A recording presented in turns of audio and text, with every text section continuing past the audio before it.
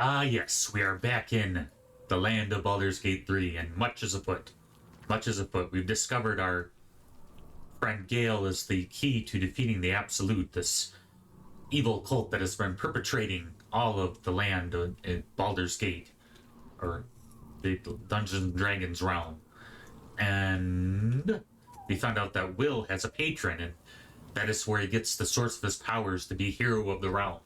And unfortunately, his patron is an evil demon queen that has transformed him into a demon as well, because he has not acted according to the pact that they made. So I guess lesson learned is don't make pacts with demons, and don't seek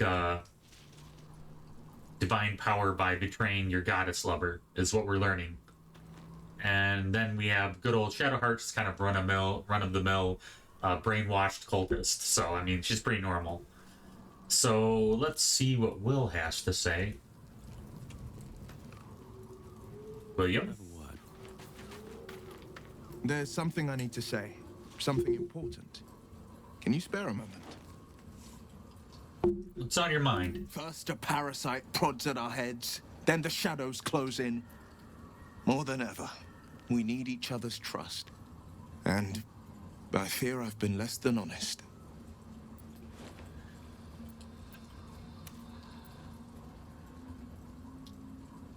Mazur's pop has been keeping secrets. Takes time to establish trust. You're incredibly kind, but you earned the right to hear this long ago. The man I call father is Ulder Ravengard, a Grand Duke of Baldurs Gate. Grand Duke Ravengard, one of Baldur's Gate's most influential and beloved figures. Every Baldurian knows his name. I should have said sooner, but our relation was no matter of pride, not least for him.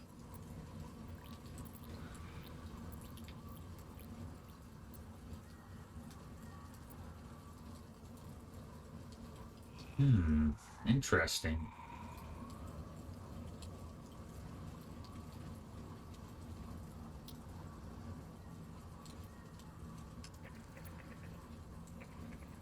You heard right. My father and I were close once upon a time, until he disowned me and cast me out of Baldur's Gate. I can't tell you more. The pact forbids it. My lips are quite literally sealed. The inevitable consequence of inseparable events. There's a lot of like themes of confusion and lack of clarity in this game. Like the idea of like a fog of thought, or like something impeding your mind from making rational, sane and safe decisions. It just is the theme I'm seeing again and again. I know, and you're right. My story is one of two men. The Blade of Frontiers, a man hunting the fiends who prey on the weak and claw at the coast. And Will Ravengard, a memory of a memory, a man who belongs to the past. I wanted you to know the Blade, not the shadow he left behind.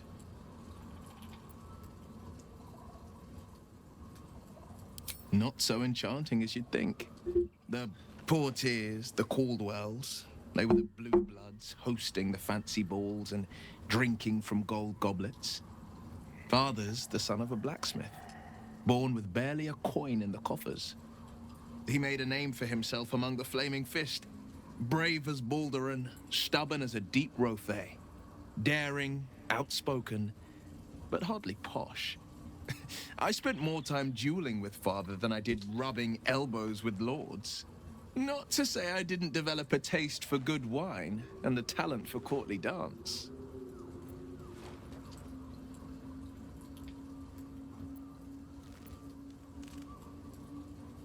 Yes and no. Father taught me the 4 pillars of power: courage, insight, strategy, justice. He reckoned I'd follow in his footsteps. First as a fist marshal, then as a duke. Vanquish evil, maintain order, save the world. But a duke makes bedfellows with more monsters than he slays. Father called it diplomacy. I called it hypocrisy. In the frontiers, there is no posturing, no diplomacy. I slay monsters. I don't consort with them. Even if I might look like one. The irony, in seeking to destroy monsters, he became a monster himself. You should get out of this pack. A possibility that's kept me awake countless nights. But I don't have a clue where to start, other than play her games and play by the rules. That's the only language devils listen to.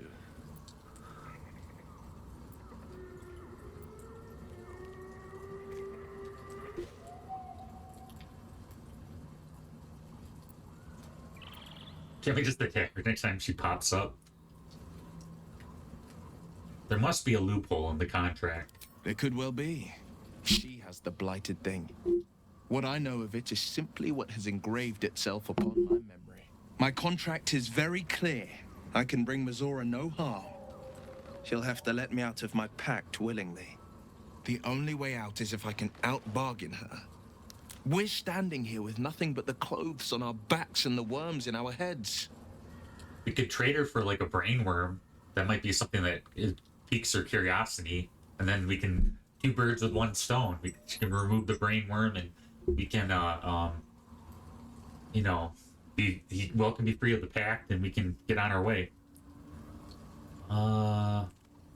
Beat her if we put our worms together. We can. I'm sure of it. How glad I am that you see me as more than my patron's pet. Everybody makes mistakes, Will. Alright, let's take a look around. What do we got going on? This whole, like, area is kind of cool. It's, like, weird sort of, like, kind of, like, foliage and, like, it's very, like, autumnal. Like, you know, like, very autumn-themed. Autumnal. I was trying to sound smart, and that's where I fail every time. Autumnal. There's good old Halcyon. He's just it's pretty normal compared to the rest of us, but he's like definitely like a debaucherous, like orgy favoring druid. And then I guess Volo's pretty normal. I don't think he's got anything new. Oh, my good fellow. Sing me a What's the tune. setup you have here? I'll just make myself comfortable. Thank you so much. Sing us a song. Yeah, it's the same thing over again. When you know about mind players, he'll freak out if he finds out everybody. I think everybody but Halcyon. I think Halcyon might know. I can't remember, but like everyone else in this camp has a mind player virus in their brain. And Volo, we're keeping them in the dark, which is like super mean. Let's do a long rest. Uh-oh. Hey, it's you again. Playtime's over, pet. Not your pet, Itch. Said Itch. What do you want, Mizora?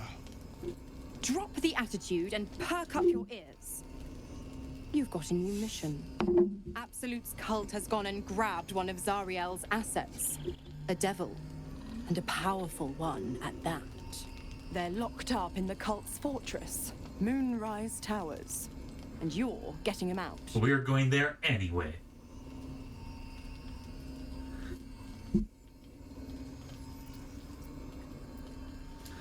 This devil's so powerful, how did they manage to capture it? Will, your playmate's wasting precious time. Let's see about getting his priorities fixed. Clause Z, Section 13. Should promised soul refuse obeyance or neglect duty, the pact holder shall cast the promised into Avernus as a lemure. I'll make it simple. Will fails or refuses, and he turns to a thick blob of stink flesh and sinks to Avernus. Now, be a good boy and play fetch, pup, or you'll spend an eternity sizzling in the hells. No, Will, you'll be an incel. No. We would wish that upon you, Will. Basement dweller, that sounds like 25% of my life until recently. No, Will.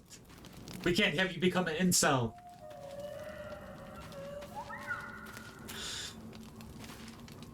The more bullshit she pours, the more of it I'm forced to swallow. Mazora set me on fiends inside and outside the Hells. She's never ordered a rescue. Gods. She makes a mockery of everything the Blade stands for. Such an asshole. Indeed.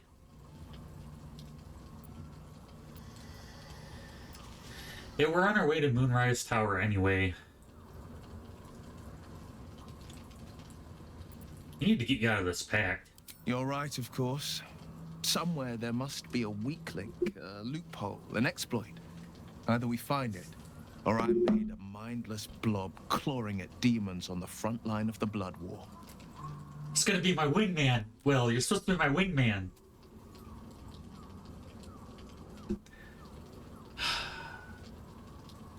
And it means everything to me. I always knew what my future held, and I know I chose right.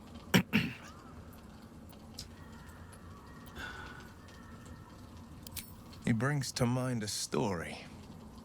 The Devil with the Silver Tongue. An old fairy tale my father read to me. The kind with a hero, a villain, and a moral. A farmer made a deal with the devil, so the story goes. In exchange for the farmer's dearest fruit, the devil granted him a bottomless coin purse. The farmer's dearest fruit, naturally, was no apple nor peach, but his beloved daughter. We can learn a lot from fairy tales. Don't you think? Yeah, why not? It's the whole point of fairy tales. They're instructed to teach people life lessons. What are your thoughts on the bill? Get to the point. You know, which can stop her given our circumstances. He'll require of you only what you're least ready to part with. Oh, Or still, there's Raphael. think you'd give up anything for a cure. But the devil won't take just anything. Raphael's that other devil, He'll right? take everything.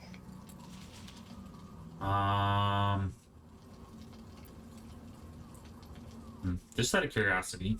It's said that anyone who bathes in the river of blood emerges as one born anew. It's a lot like that, I imagine. I feel the weight of these horns on my head, curling upwards like a mammoth's tusks. I feel these ridges snaking down my neck. Not to mention a few bumps and prongs in unmentionable places. But I haven't seen my reflection just yet. Be my mirror. What do you see?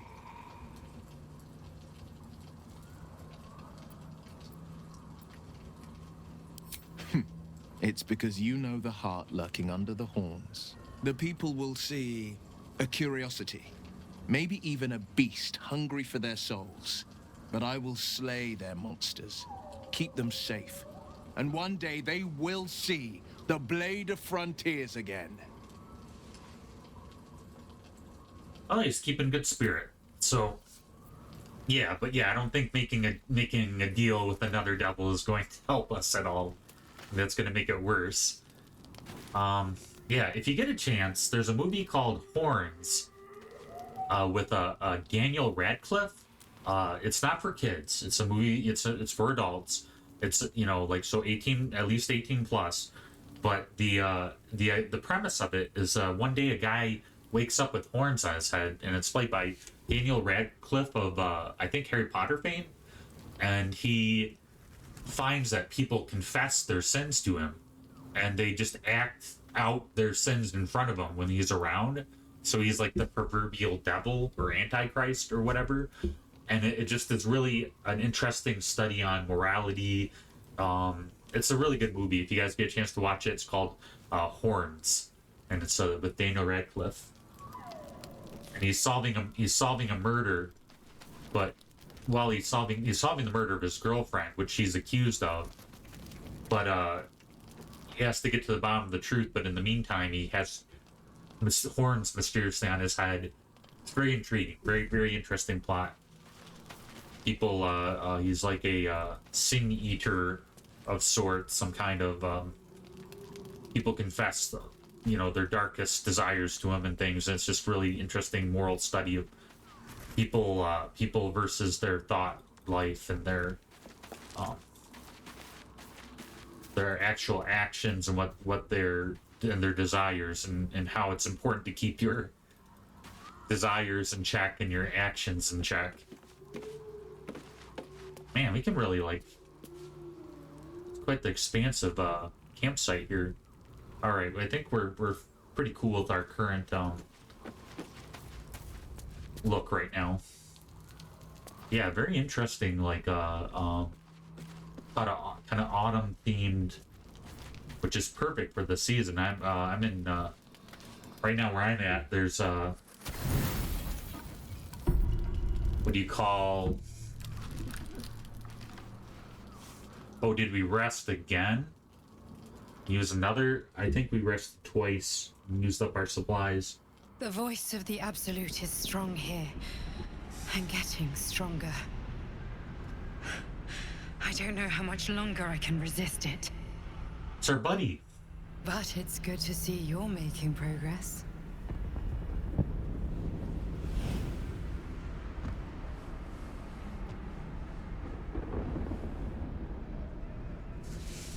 You took an unexpected route here. You did a brave thing, saving those people in the grove.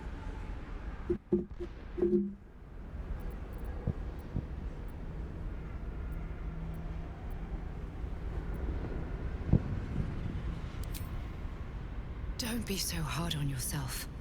It's not your fault the world is wicked. You did the right thing. It just doesn't stop. We are being bombarded by waves of telepathic energy. The Absolute. Wave after wave with hardly a breath between them. I almost dare not rest. Each wave a set of orders to the infected. The order for your transformation has been given many times already.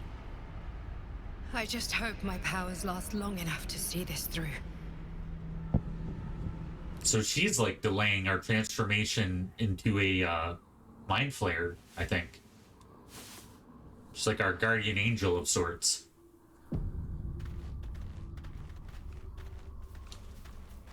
All right. Back on the road.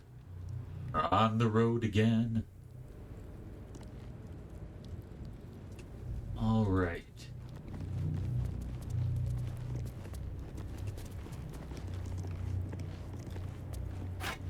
Gotta get to Moonrise Towers. The moon lantern catches your eye. Its glow now snuffed out. Hmm.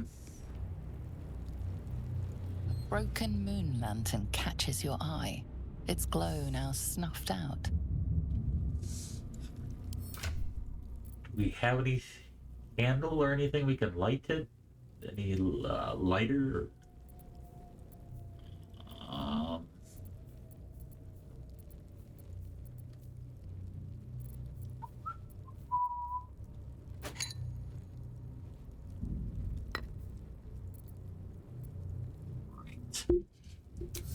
See.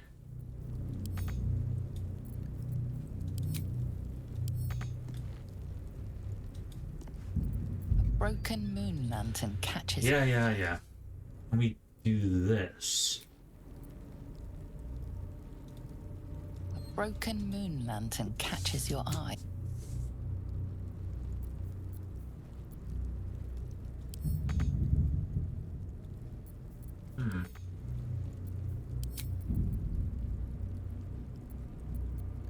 All right, what now?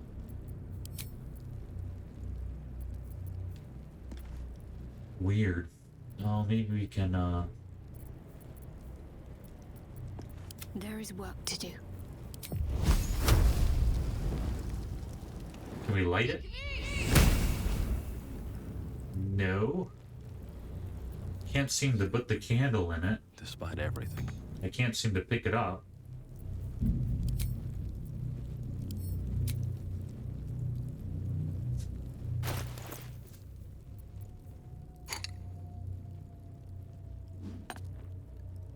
Oh, that is a huge candle. Holy crap. Did not realize. No wonder it's not going to fit in the thing. A broken moon lantern. Yeah, uh-huh. Yep.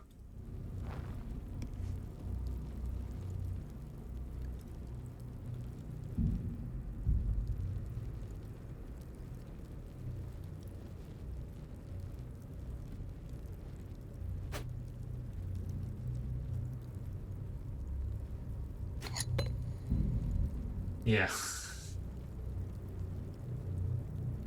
What in the world?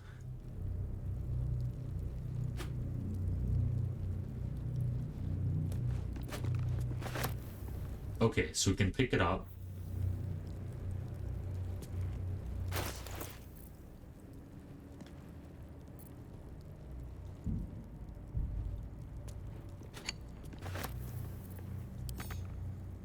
Alright, so we do have the moon lantern in case we need it. Oh, gosh.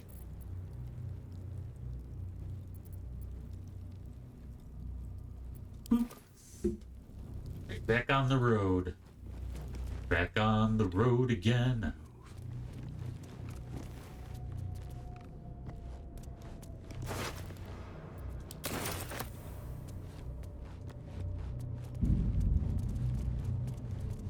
To the Shadow Curse lands, I thought that was the whole point of going underground, was to avoid whatever this is.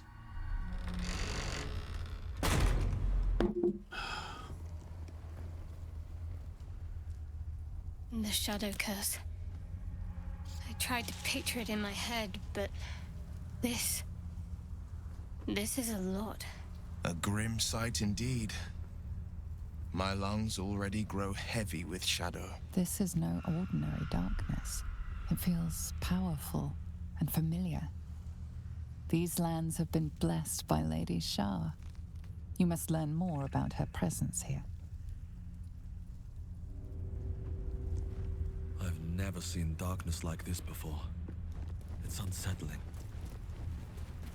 Darkness or not, we need to reach Moonrise Towers. Yeah, I think that was the whole point, was to avoid the Shadowlands. So if we stay in this, we're gonna get transformed. Because like everything in this world wants to change us from who we are to something else, and it's like very unsettling. But yeah, very interesting. Right. All right. So we are. Where are we? Where's our ragtag group? Never a dull moment. Okay, the Shadowlands. Trying to get a cool action shot here. For our people. Looks weird.